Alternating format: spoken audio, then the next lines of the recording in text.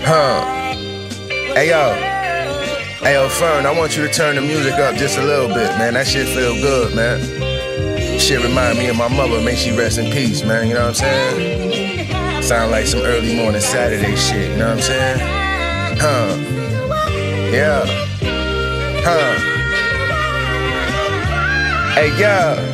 It's hard to explain all the pain that the game teaches me. I stopped selling cocaine recently. People see me doing good and you ain't. You can't beef with me. You can only attract things on the same frequency. I'm Shortt. I'm from PG County, Maryland. I went to DeMatha Catholic High School. I played DB. Whoop, DeMatha. Yeah. I played DB. I came to Hampton because I knew it was a good school for me. Good cybersecurity program, all the other, and also football. I was originally going to JMU, but then a lot of stuff happened, coaching changes, so I made my way over here. I didn't expect a lot of those changes to happen, but we're here now, and I'm happy where I'm at because a lot of the staff and people show me a lot of love here, and I just can't wait to get started in August. I'm Ethan Lager, first year kinesiology major here at Hampton University from PG County, Maryland. And you know, a little bit about me, I played football since the age of 4.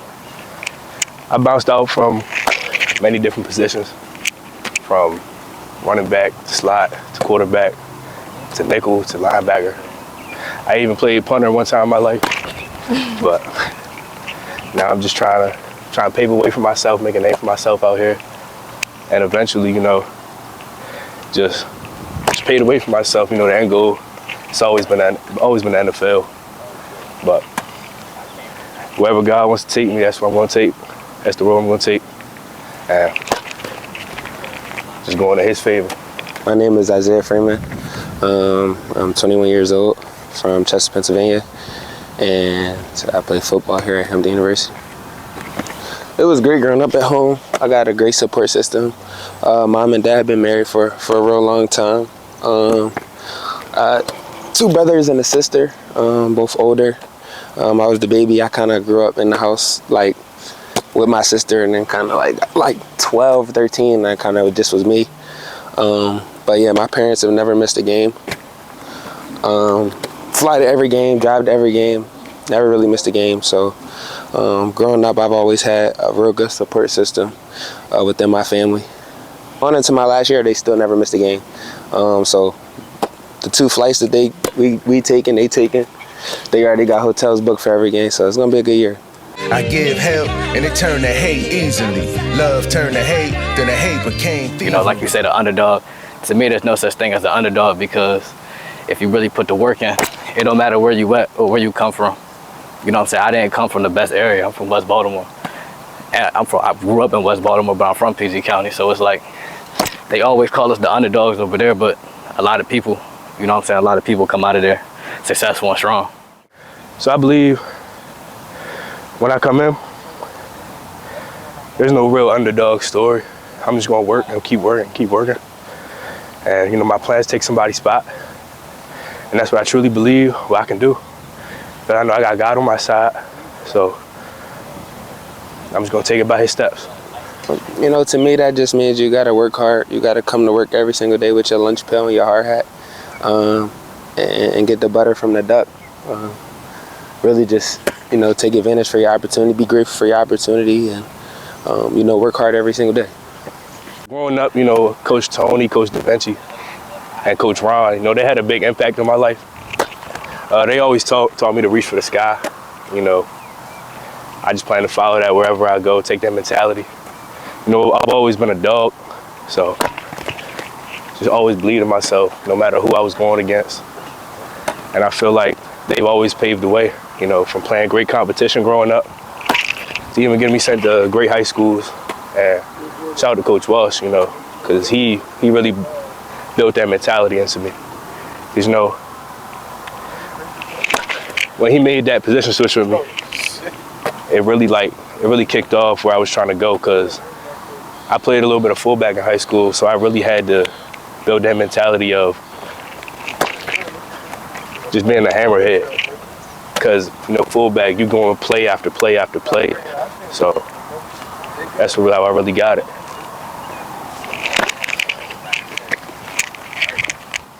Thievery. I gave all y'all a piece of me evenly. I expected y'all to treat me with the same decency. I think that for me, it was a little bit different. I wasn't highly recruited. I wasn't Division I crazy recruit out of high school or anything like that. A lot of Division II, a lot of Division III looks. Went into a Division II school in the CIAA, Lincoln University, and kind of paved the way for myself. And then started playing quarterback until 9th grade. So just trained. Still learning every day. So being here is truly a blessing. So go. I can't really complain. Everybody's dream, you know, get 20, 30 offers and come in and be that guy, you know. That's everybody's vision. But in all reality, you just gotta work and keep working. I mean, for me, I didn't really think nothing of it because Hampton's always been a place I wanted to be at. So even to get a walk-on opportunity, I was grateful. And I'm just planning to come out here and work, like I said. So it didn't really knock me down. It really brought me up more. It just makes me appreciative for the situation that I was given, the opportunities that I was given. And for them, I've always looked at it as, you know, what's for you is what's for you. And if the opportunity didn't come, then, you know, God is placing something else on your life to chase. There's another calling on your name, so just got to find your calling. Whatever it is for you, it'll be for you. And for me, I was blessed with that opportunity, and God-given ran with it. So. There was 17 seniors that signed last season at my school. And I obviously wanted to go somewhere big like them. You had Maryland, Iowa, Virginia Tech, 2 Maryland, Southern Mississippi, Marshall. You know what I'm saying? I obviously wanted to go somewhere big, but, you know, playing at HBCU here, FCS ball is still amazing. Great atmosphere. It's going to be a great crowd here, great staff here. You know what I mean?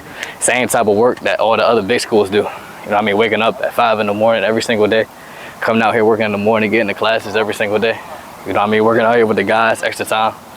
You know, and that's playing HBCU ball is still, to me, really big. It's still D1. And a lot of people wish that they could be up here, but, you know, only a few can. In and they sneaky. Find out your dogs is not the same species.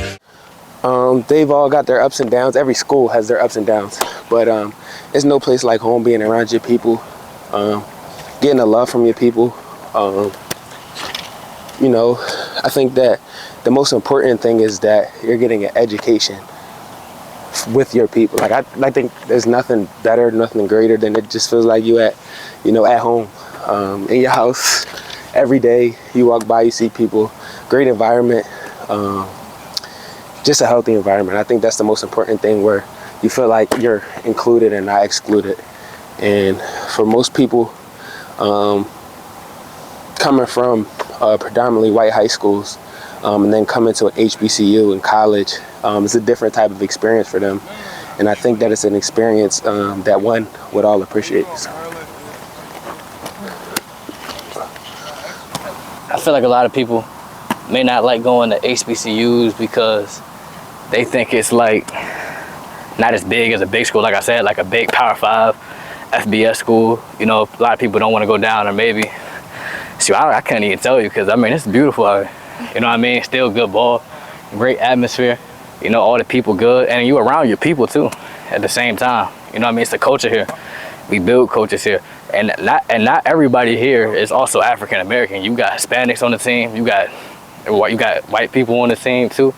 You know what I mean? It's people of all descents, but we all still come as one together. You know, we all still here to have one goal, which is to win the FCS chip and our conference in the CAA.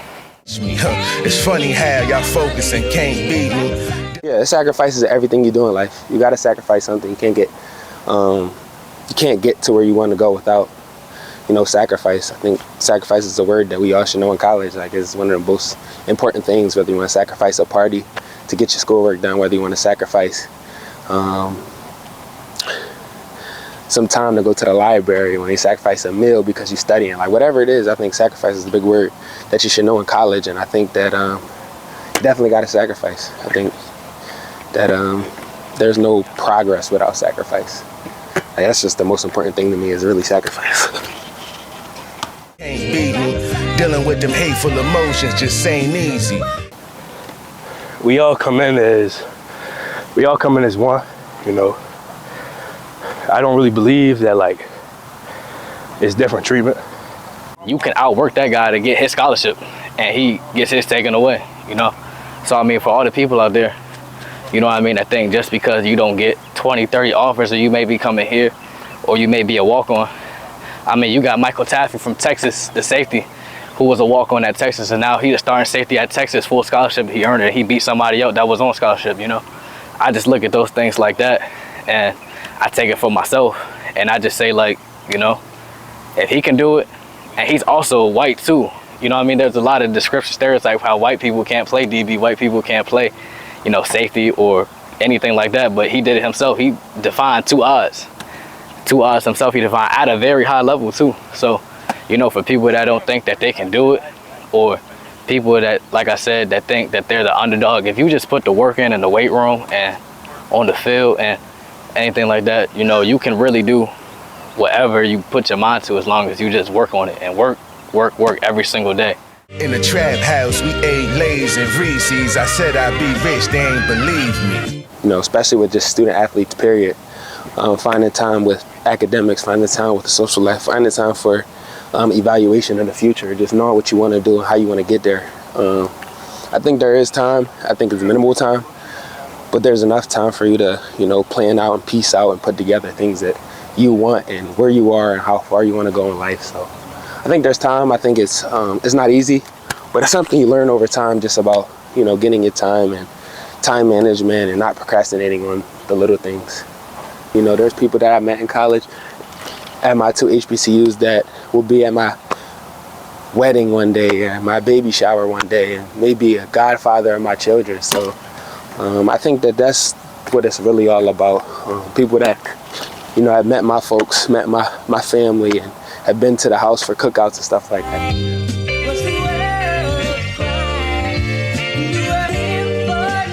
You know, even when you're down, picking them up, you know, studying the playbook with them, being there with them whenever you need them. You know, football, it's a very mental game.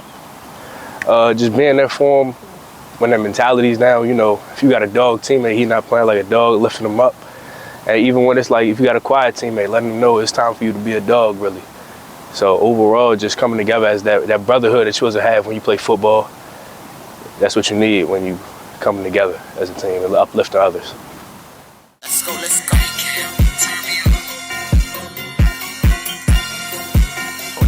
And, you know, coming from the DMV, PG County, you know, it's a really, really underlooked town when it comes to football.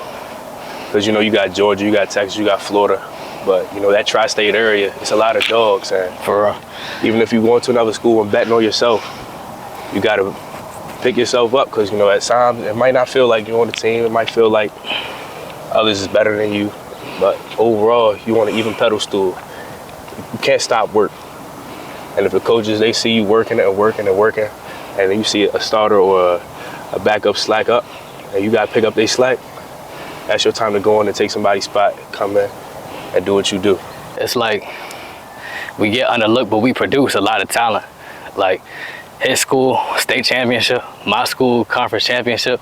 I mean, like the talent that comes out of the DMV. Especially from the public school. Coming on together. You got Wise, you got Quince Orchard, Flowers. You got Broadneck, Flowers.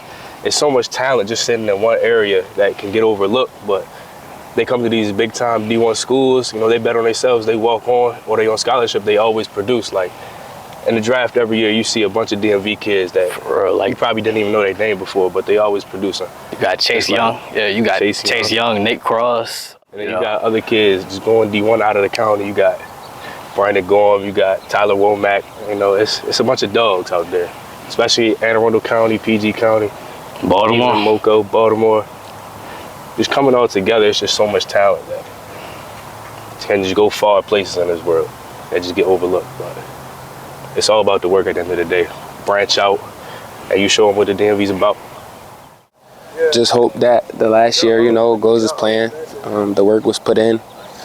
Nah, just let the results kind of come out how they may. But put my best foot forward and hoping that the rest is taken care of. I truly believe the sky is just the limit if we keep working. Because we got God, we got our faith, and faith without works is dead. So that's why we out here putting in the work with all of it. So that's what we plan to go with it. Come August, one game at a time, one practice at a time, one down at a time, one quarter at a time, and the chips gonna fall where they may, and hopefully, God willing, 2025 CAA championship.